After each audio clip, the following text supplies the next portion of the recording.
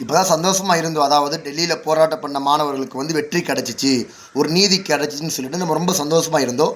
அதுக்குள்ளே ஒரு கவலையான விஷயம் என்னென்னா, அந்த மாணவர்களுக்கு இத்தனை நாள் போராட்டம் பண்ண மாணவர்களுக்கு 3 வேளை உணவு சப்ளை வந்து முகமது ஜுனைத் என்று சொல்லக்கூடிய ஒரு இஸ்லாமிய நபர் என்ன பண்ணாங்கன்னா 3 வேளையும் சாப்பாடு வழங்கினாங்க.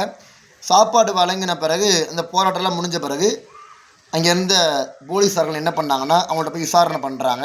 என்ன விசாரணைனா, இத்தனை நாள் நீங்கள் மாணவர்களுக்கு 3 வேளை சாப்பாடு கொடுத்தீங்களே, இதனுடைய ஃபண்டு, இதனுடைய காசு உங்களுக்கு எங்கேருந்து வந்துச்சுன்னு சொல்லிட்டு அவங்கள விசாரித்து அவங்களுடைய அனைத்து ஃபேமிலிகளையும் என்ன பண்ணுறாங்கன்னா போய் ஜெயிலில் போய் போட்டாங்க. இன்றைக்குள்ள செய்தி அதான். இணைத்திற்குரியவர்களே, அவர் முஸ்லீமாக இருக்கிறனால என்னமோ நம்மளை அல்லாஹ் ஆலம் அல்லாத அறிவான். ஏன் நம்ம சோசியல் மீடியாவில் எல்லா விஷயங்களையும் நம்ம பேசுகிறோமே, இது மாதிரி விஷயங்களை பேச மாட்டேங்கிறீங்க? முஸ்லீமாக இருக்கிறாரு, அது ஒரு விஷயம்.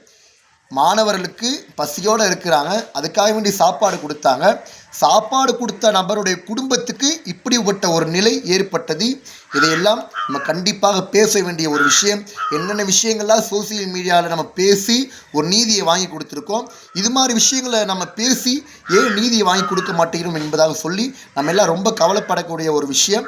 இணையத்திற்குரியவர்களே, நம் அனைவரும் அல்லாஹ்விடத்தில் துவா செய்வோம். அல்லாஹ் தஆலா ஜுனைத் அவருடைய குடும்பங்களை அனைவரையும் ஜெயிலிருந்து ரிலீஸ் ஆக்கி நிம்மதியாக வாழக்கூடிய பாக்கியத்தை அல்லாஹ் தஆலா தந்தல்வானாக.